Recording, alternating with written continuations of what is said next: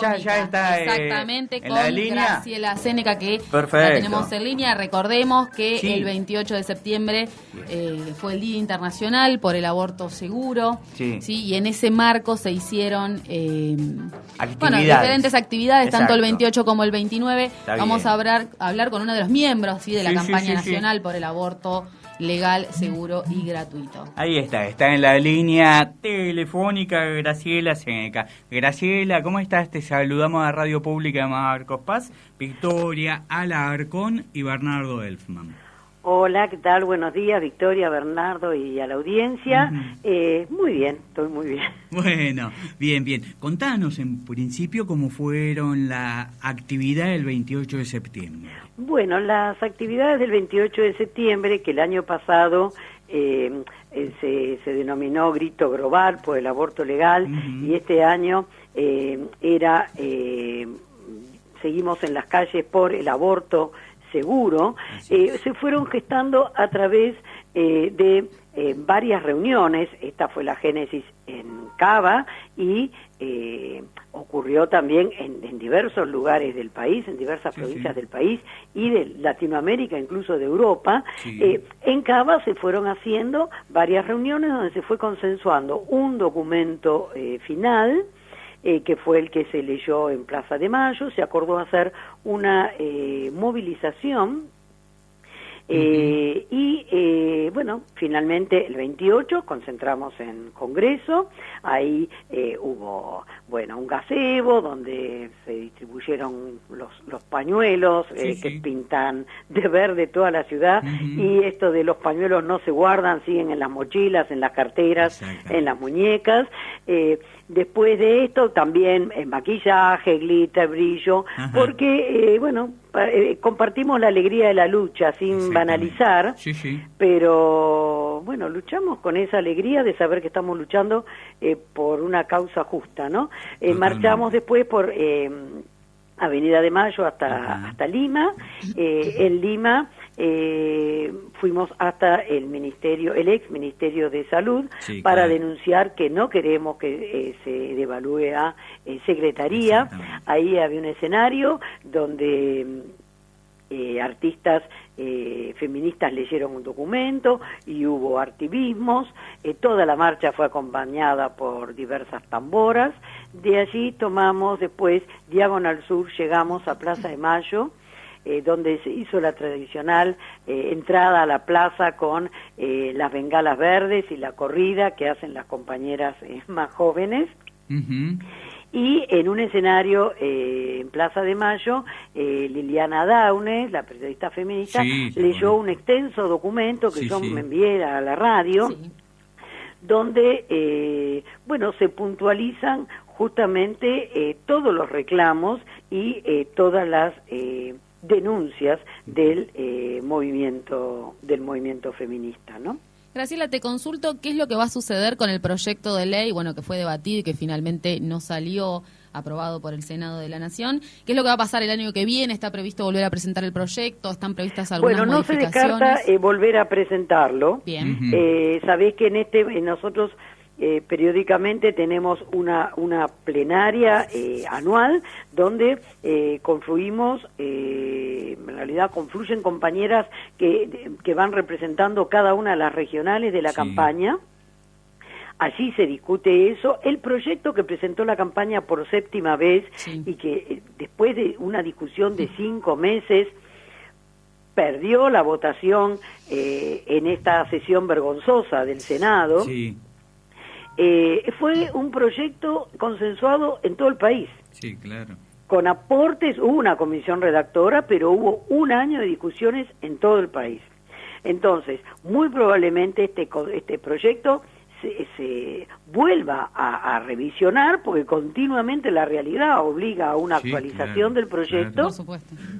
Y se vuelve a presentar. Todavía no está oficialmente definida una fecha de nueva presentación, veremos la oportunidad política de hacerlo. Lo que es seguro es que más temprano que tarde será ley. Esto no tiene vuelta atrás. Totalmente de acuerdo. Y además digo, para que se sepa, Graciela, tal vez en este tiempo en el cual estamos hablando, alguna mujer se hace un aborto y desgraciadamente, como sigue siendo no ilegal cae en algún lugar donde después de la historia termina muy mal, ¿no? Por supuesto, nosotros siempre planteamos que la cuestión del derecho al aborto tiene como tres vertientes. Sí. Una es la de salud pública. Exacto.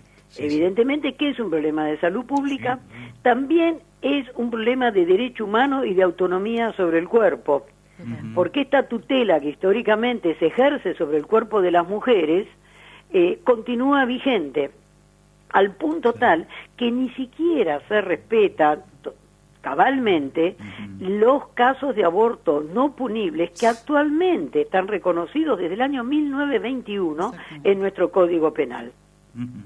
Entonces, no se está reconocido. Y por otra parte, el tercer eje, uno era salud pública, derecho humano y autonomía sobre nuestros cuerpos, y justicia social, porque evidentemente las que mueren en abortos o a causa de abortos clandestinos son las mujeres que no tienen recursos para pagar un aborto en una clínica privada que no ponga en riesgo su salud con la práctica.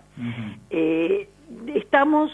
y no nos vamos a cansar de denunciar que quienes en el Senado alegaban que el problema era un problema de educación, hoy en día están obturando la actualización de la Ley de Educación Sexual Integral. Es una ley del año 2006. Sí, Graciela, eso también te iba a preguntar, teniendo en cuenta que una de las consignas de la campaña es educación sexual para decidir, ¿no? Y todas esas trabas que hoy hay a la ESI, y con también con esta nueva campaña de Con mis hijos no te metas. Exactamente. Bueno, justamente, la ESI es una ley nacional del año 2006, pero se dejó librado por esta cuestión de la federalidad a que cada provincia implemente la ley, digamos, en su territorio.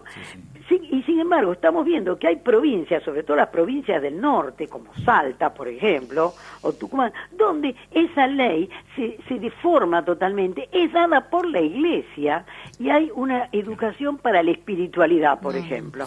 Nosotros no nos oponemos a la educación para la espiritualidad y la familia, pero nosotros lo que defendemos es una educación sexual integral, científica, laica y de calidad. Totalmente.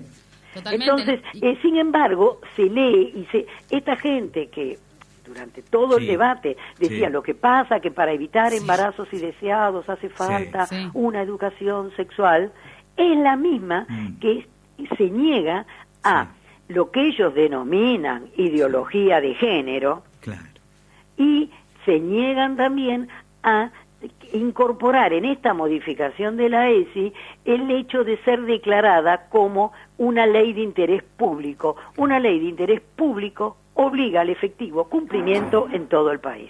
Así es, son unos hipócritas, ¿no? Mínimo. Bueno, nosotros en un momento había salido el hashtag no son dos vidas, es doble moral. Efectivamente, es doble moral, porque la misma Iglesia que oculta a los curas pedófilos, que oculta los abusos, obliga a las mujeres pobres que se embarazan a parir con una...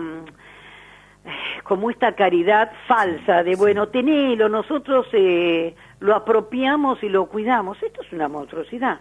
Sí, como dice el documento, cuando ustedes hablan del presidente de la República, dice, ¿no? Macri y Michetti, que gobierna en base a una moral dogmática religiosa y no con respeto por los derechos humanos. Por supuesto, nosotros somos muy respetuosas de las religiones. Es más, respetamos también a aquellas personas con capacidad de gestar que por una cuestión religiosa deciden tener todos los hijos que desean. Que cada vez que se embarazan se niegan a abortar. Me parece perfecto.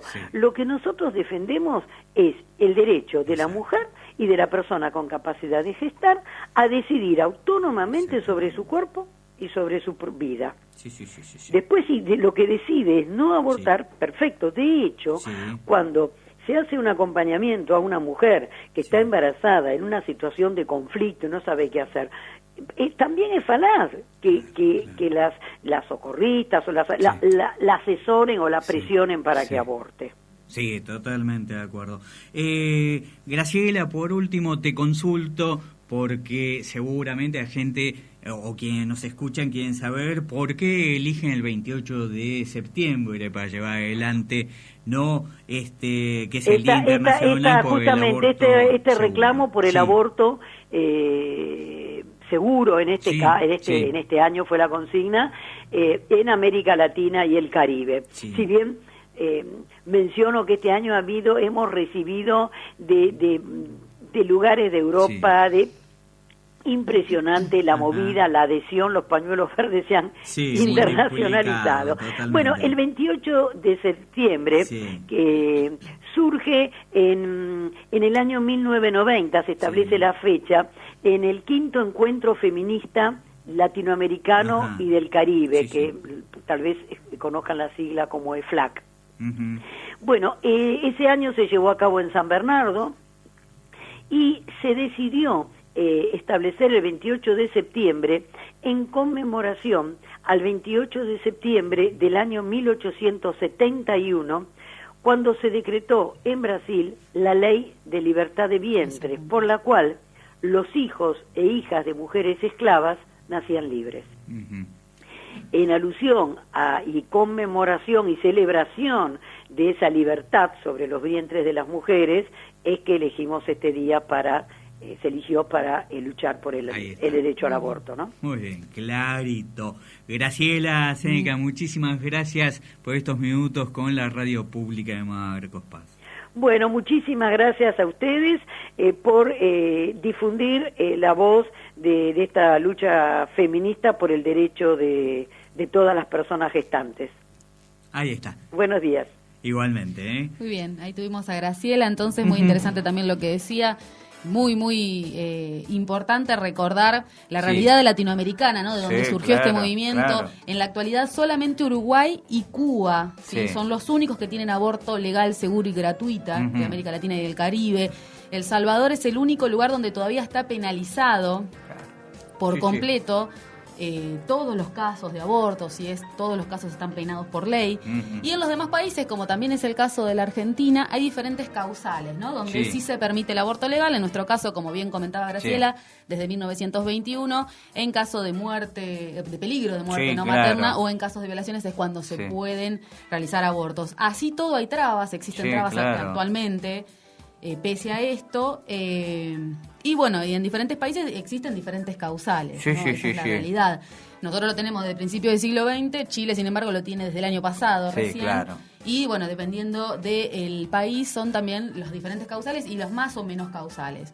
Sin embargo, reitero, los únicos países con aborto legal, seguro y gratuito en América Latina y el Caribe son Uruguay y Cuba. Así que nos queda una extensa lucha para dar y no tengo duda que también, como dijo Graciela, es una ola verde que llegó para quedarse y que lo vamos a conseguir este derecho que nos debe la democracia.